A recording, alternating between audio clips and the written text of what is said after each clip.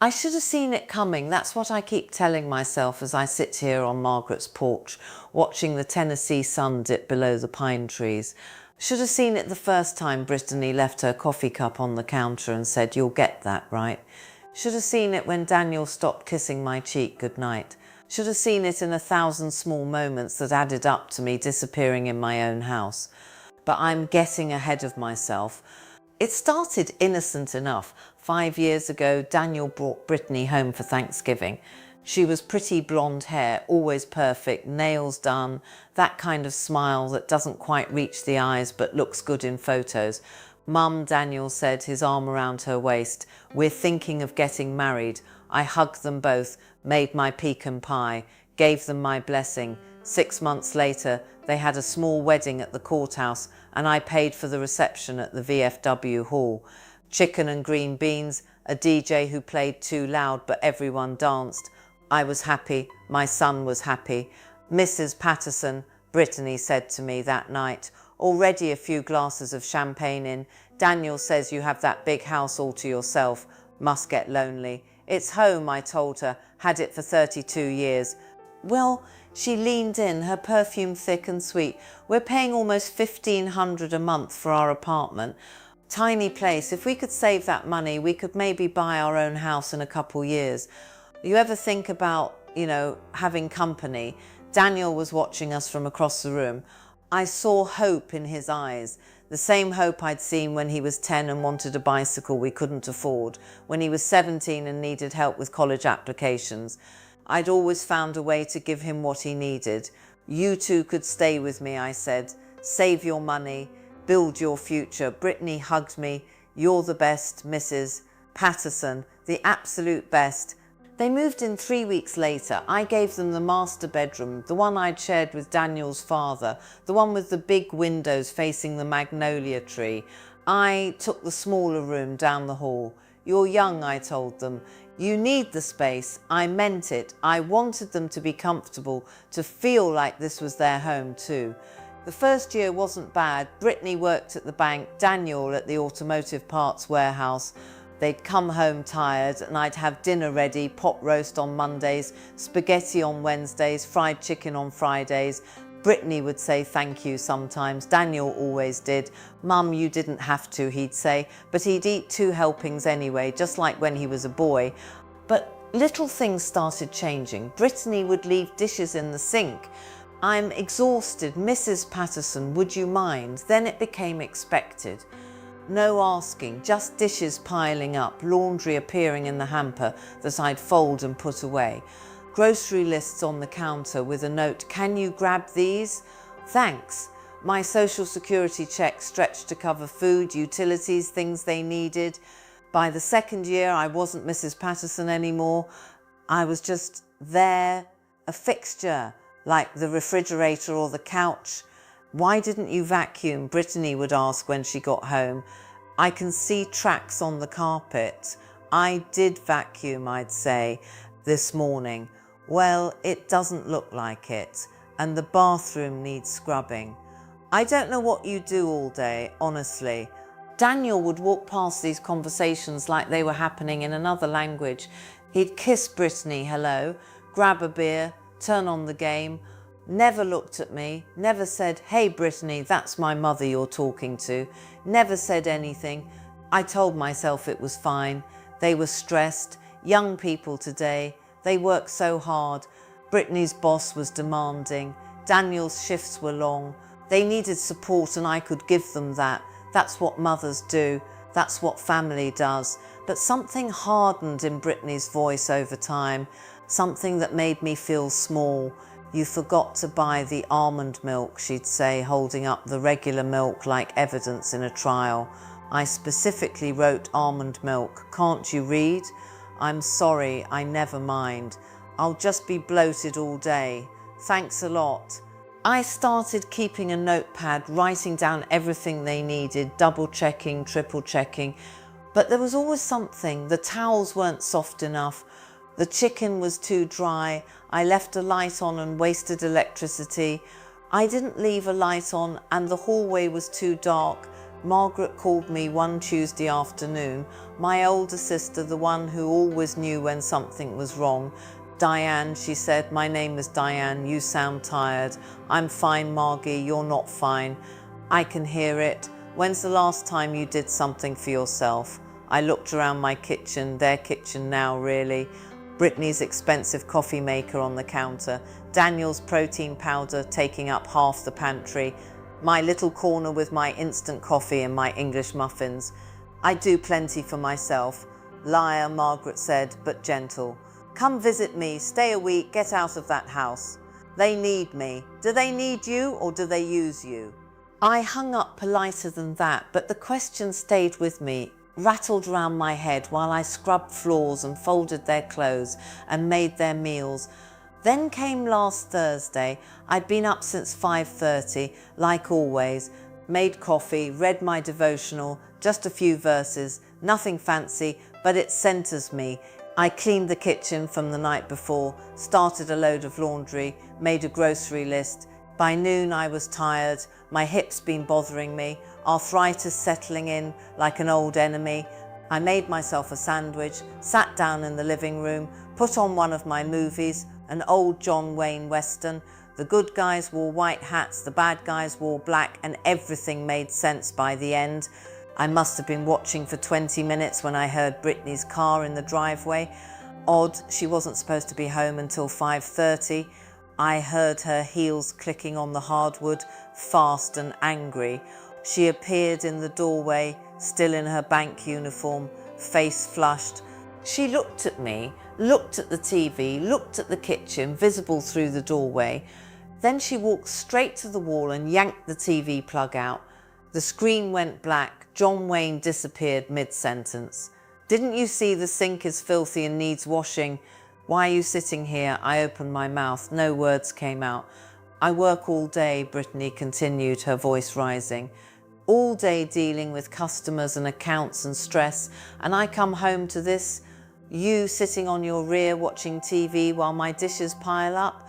Do you have any idea how disrespectful that is? You were going to what? Get around to it eventually. This is unacceptable, Diane. Completely unacceptable. She'd never called me Diane before. Always Mrs. Patterson, at least. I heard Daniel's truck then. He came through the door, saw Brittany standing there, saw me on the couch, saw the unplugged TV. What's going on? He asked. Your mother, Brittany said, was watching TV while the house is a mess. I'm tired of this, Daniel. I'm tired of living in filth because she can't be bothered to do basic cleaning. Daniel looked at me. I waited for him to say something, anything, to remind Brittany that I'd washed dishes that morning, that I'd cleaned the bathroom 2 days ago, that I'd done laundry and made beds and vacuumed and cooked 3 meals a day for 5 years. He sighed. Mum, she's right, the kitchen's pretty bad. That's all he said. Then he walked past me to the bedroom. I sat there for a long time after they both disappeared. Sat there in the silence, in my own house, the house I'd bought with waitressing money and overtime and skip meals and second-hand clothes for my son. The house where I'd raised Daniel alone, where I'd rocked him through nightmares and nursed him through chicken pox and celebrated every birthday and graduation. And I realised Margaret was right. They didn't need me. They needed a maid who worked for free. I stood up. My hip protested, but I ignored it. I walked to my bedroom, pulled out my address book, found the number for Travis Hendricks. Travis sold real estate, had his office over on Oak Street. I'd seen his signs around town. I called him at 6 in the morning. Travis, this is Diane Patterson. I want to sell my house. Today, if possible. He laughed, thought I was joking. Then he heard my voice. Mrs. Patterson, are you serious? Cash sale. First reasonable offer. Can you do it? Well, I mean, yes, ma'am, but don't you want to think about... I've thought about it. How fast can you move? By 8 a.m, Travis was at my door with papers. Brittany and Daniel had already left for work. I signed everything. Travis made calls, said he had a young couple, Jessica and Brandon Myers, who'd been looking in my neighbourhood for months. They could pay cash, had just sold a property in Nashville, needed to move fast. They can close today, I asked. If you're willing, yes ma'am. This is Mrs. Patterson, this is your home. Are you sure? I looked around. At the kitchen where Brittany complained, at the living room where I'd become invisible, at the whole house that had stopped feeling like mine. I'm sure. We met at the title company at 11. Jessica and Brandon were in their 30s, excited, grateful. We'll take such good care of it, Jessica said, shaking my hand. She had kind eyes. I believed her. I signed. They signed. Money transferred. Just like that, the house was theirs. I came back one last time, alone, packed a suitcase, my clothes, my Bible, my mother's quilt, photos of Daniel when he was small and still loved me. I left everything else, the furniture, the dishes, the TV they could plug back in. I didn't want any of it. I wrote a note, left it on the kitchen counter. The house has been sold. New owners take possession today at 5 p.m. I'm safe. Don't worry about me. Then I got in my car and drove 4 hours through Tennessee back roads, windows down, radio off, just me in the road and the weight lifting off my shoulders with every mile. Margaret lived outside of Cookeville on 40 acres she and her late husband bought in 1968. White farmhouse, wraparound porch, vegetable garden out back. She was waiting for me, standing on that porch like she'd known I was coming. Took you long enough, she said when I got out of the car. I started crying, couldn't help it. Margaret held me while I shook, while 5 years of swallowed words came pouring out. You did the right thing, she whispered. You did exactly right. That was yesterday. This morning, I woke up in Margaret's guest room, sun coming through white curtains, smell of coffee and bacon from downstairs. I came down and Margaret had breakfast ready. We ate together, talked about her garden, about the hummingbirds at her feeder, about nothing important and everything important. My phone was still off. I turned it off before I left town. But around noon, curiosity got me. I turned it on. 43 missed calls, 27 from Daniel, 16 from Brittany, 15 voicemails. I listened to the first one, Daniel's voice, confused. Mum, where are you? There's a guy here saying he owns the house. This is a mistake, right? Call me back. Second one, Brittany, angry. Diane, what did you do? You can't just sell the house. We live here. Call us immediately. Third one, Daniel, panicked. Mum, please, we don't understand what's happening. Just call us, please. I turned the phone back off, put it in my purse. Margaret was watching me from her rocking chair. They'll come looking, she said. I know. What are you going to tell them? I looked out at the fields, the sky so big and blue it hurt. The truth, that I love them, that I forgive them. But that love doesn't mean letting yourself disappear. Margaret nodded, picked up her knitting. You can stay here long as you need, long as you want. Your arthritis, I said, your hands. I can help you. Cooking, cleaning, the garden. I can... Diane, Margaret interrupted gently. You can help because you want to, because we're family and we take care of each other, not because you owe me.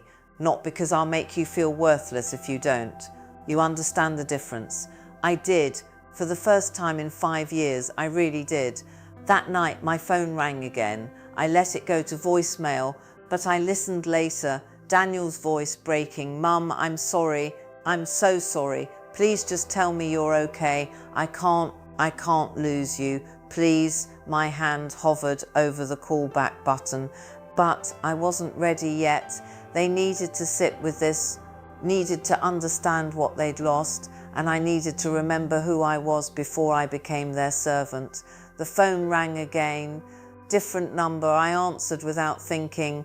Mrs. Patterson, a woman's voice, young, uncertain. This is Jessica Myers. We bought your house.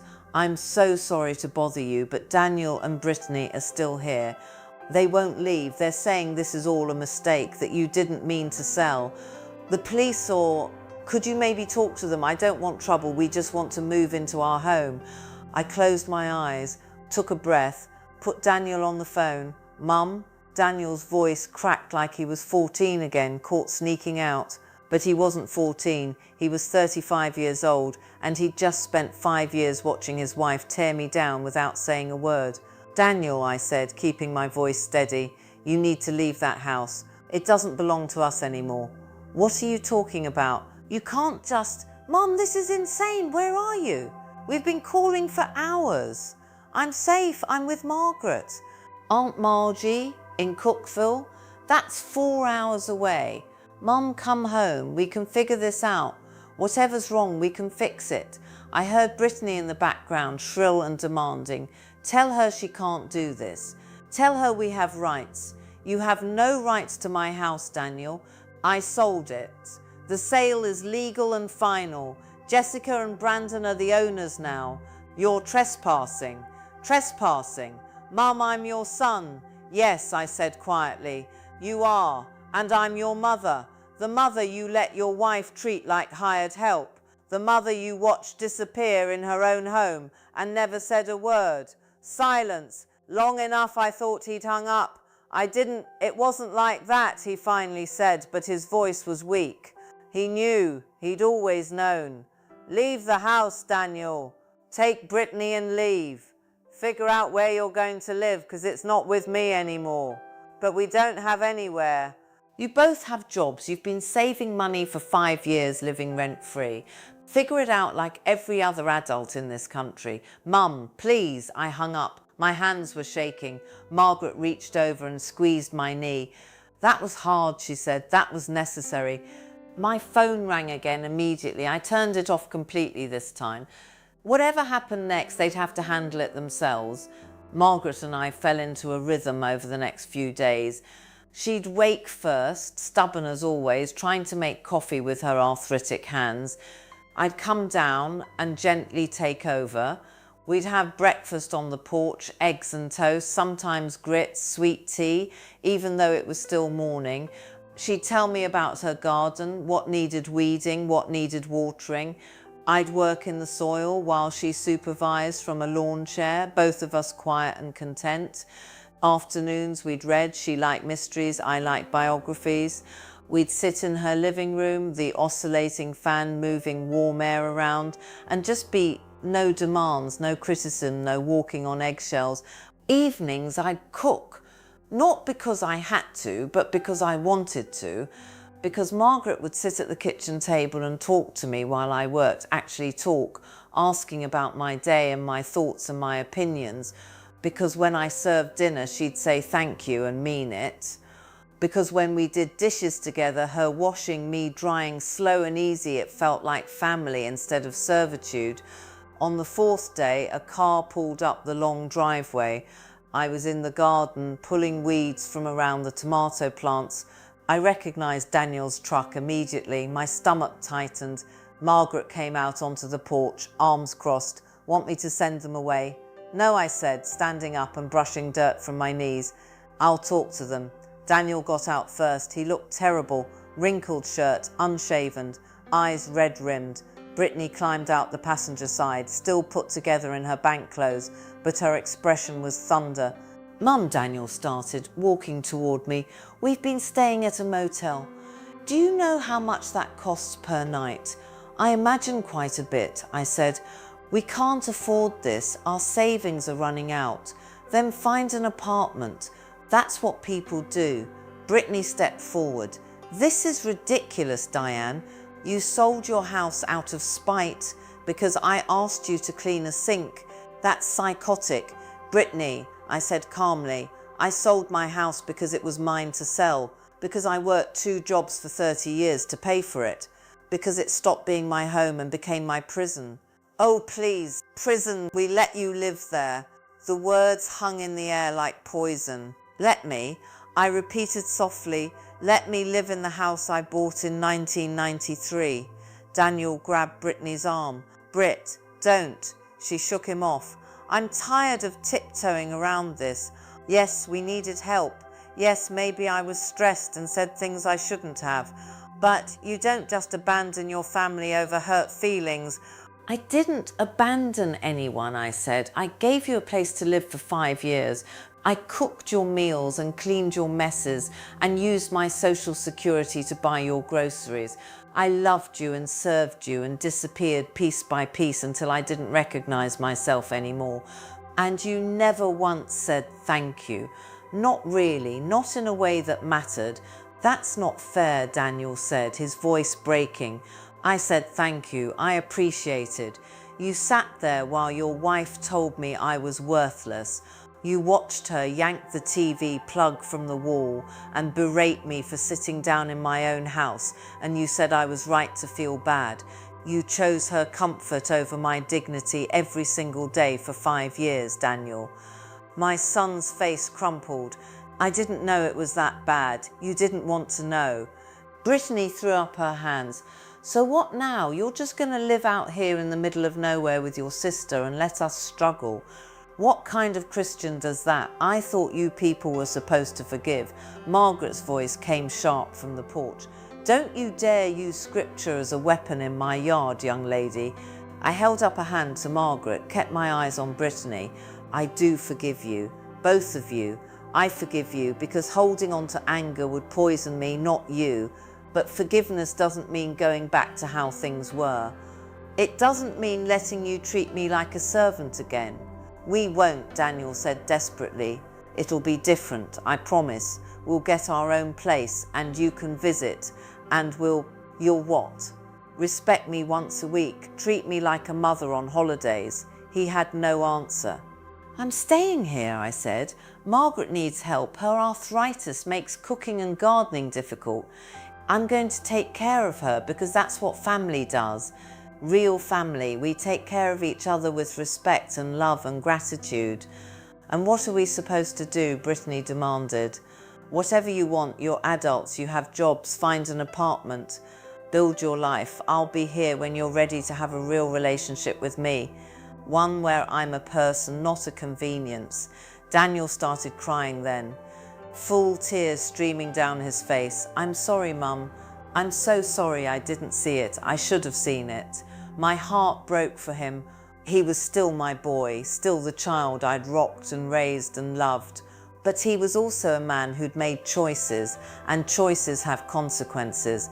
I know you're sorry, I said gently, and I love you. I'll always love you. But sorry isn't enough right now.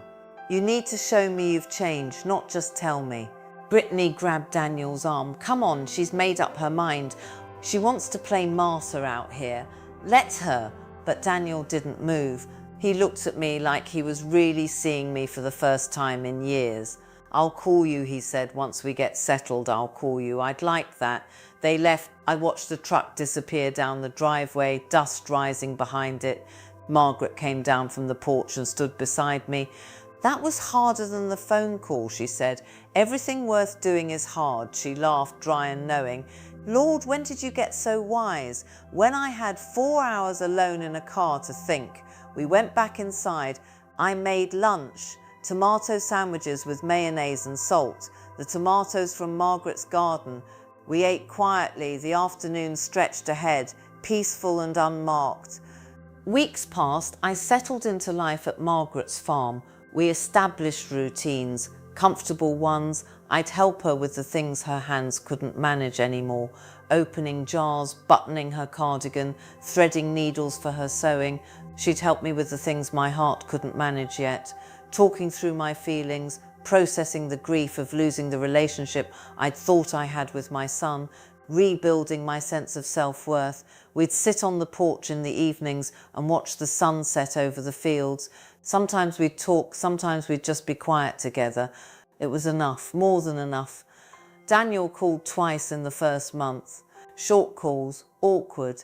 He and Brittany had found a 2-bedroom apartment on the other side of town. It was small, expensive. They were managing. He didn't ask me for money, didn't ask me to come back, just talked about work, about the weather, about nothing important, which somehow felt important anyway. On the 3rd call, he said, Brittany's been thinking about things. Has she? She realizes she was hard on you. She wanted me to tell you that. She could tell me herself. Silence. Then she's not ready for that yet. Then she's not really sorry yet. More silence. Yeah, you're probably right. It was progress, small but real. Margaret's health declined slowly through the summer. Nothing dramatic, just the gradual wearing down of a body that had lived 82 full years. Her hands hurt more, her knees gave her trouble. Some days she barely got out of bed. I cared for her gladly, brought her meals on a tray, read to her when her eyes were too tired, helped her to the bathroom and pretended not to notice when she cried from the indignity of needing help. This was different from caring for Daniel and Brittany. This was reciprocal. Margaret thanked me. She told me I mattered. She treated me like the gift I was, not the burden I'd become. One afternoon in September, Daniel's truck appeared again. This time Brittany didn't get out. She stayed in the passenger seat, staring straight ahead.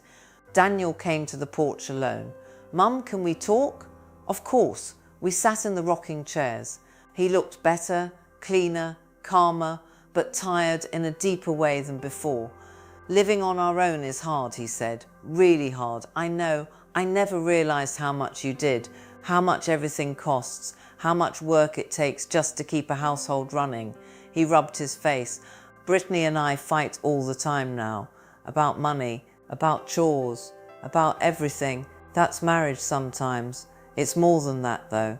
He looked at me and I saw my little boy in his eyes again. I didn't protect you, Mum. Brittany's stressed and mean when she's stressed, and I let her take it out on you because it was easier than dealing with it myself. I'm ashamed of that. My throat tightened. Thank you for saying that. I don't know if we can fix things between Brittany and me. But I want to fix things with you if you'll let me. I'd like that, Daniel. I really would. Can I visit maybe once a week, help around here? I'm not asking to move in or anything. I miss you, Mum. I miss talking to you. I reached over and took his hand. You can visit any time. He squeezed back and we sat there for a while, just holding hands like we used to when he was small. Brittany never apologized directly, not to my face. But when Daniel started visiting weekly, coming out on Saturdays to help with yard work and repairs, she started sending things, a coffee cake one week, a potted plant the next, small gestures that said she was trying, even if she couldn't find the words yet. I accepted them graciously, not because they fixed everything, but because grace is what I have to give. By winter, Margaret needed more help than I could provide alone. Her doctor recommended a home health aide, someone to come a few times a week. Daniel offered to help pay for it. Let me do this, Mum. Please. I let him, not because I needed his money, but because he needed to give it, needed to feel like he was taking care of me for once, instead of the other way round. On a cold December evening, Daniel brought Brittany inside for the first time. She stood in Margaret's living room, awkward and small, holding a casserole dish. I made green bean casserole, she said quietly. Daniel said it's your favourite. It is. Thank you, Brittany. She nodded. Didn't quite meet my eyes. I'm sorry I was awful to you. It wasn't eloquent. It wasn't complete, but it was real. I forgive you, I said. I forgave you a long time ago. She cried then. Daniel put his arm around her. I gave them space. Went to check on Margaret. Things didn't become perfect. They couldn't. Too much had broken. But broken things can still be useful, can still hold water if you're careful. Daniel and Brittany visited more often. They helped around the farm. They talked to me like I was a person again, asked my opinions, listened to my stories. They never asked me to come back to live with them. Maybe they knew better. Maybe they'd learnt the difference between helping and using. Maybe they just finally grew up. Margaret passed peacefully the following spring in her sleep with me holding her hand. Daniel arranged the funeral. Brittany made food for the gathering afterward. They stood beside me while we buried her under the oak tree she'd loved. At the reading of the will, I learnt Margaret had left me the farm, 40 acres, the house, everything, to Diane, her will read, who remembered that caring for someone is a privilege, not a burden. May she live here in peace for as long as she wants. I stayed, made the farmhouse mine, Margaret's furniture, my photographs, our combined memories filling the rooms. Daniel and Brittany helped me fix up the porch, paint the shutters. They brought their friends sometimes for weekend barbecues, treated me like a hostess, not a servant. On my 76th birthday, they threw me a party. Nothing fancy, just burgers on the grill, a grocery store cake, some neighbours and church folks. But Daniel made a speech, stood up in front of everyone and said, "My mum taught me what real love looks like. It took me too long to learn the lesson, but I finally got it.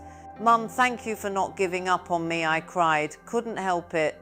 That night, after everyone left and Daniel and Brittany had driven back to their apartment, they were still in that same small place, still figuring things out, still growing. I sat on my porch alone. The fireflies were out, dancing in the darkness. The air smelled like honeysuckle and fresh cut grass. I thought about the woman I'd been 5 years ago, invisible, exhausted, disappearing in her own home. And I thought about the woman I'd become, visible, valued, whole. Selling that house was the hardest thing I'd ever done. But it was also the most necessary, because sometimes love means letting go. Sometimes love means standing up and saying, "I matter too." Sometimes love means walking away. So the people you care about can learn to stand on their own feet. And sometimes, if you're very lucky and very patient, love means watching them walk back to you, changed, humbled, ready finally to love you the way you always deserved. I rocked slowly, listening to the crickets sing. Somewhere in the house the clock chimed 9. Tomorrow I'd wake up early, make my coffee, read my verses. I'd work in the garden, maybe bake some bread. Daniel was coming by on Saturday. Brittany was trying a new recipe she wanted me to taste. Life wasn't perfect, but it was mine, and after 76 years, I'd finally learnt that my life, my peace, my dignity, these weren't selfish things to protect.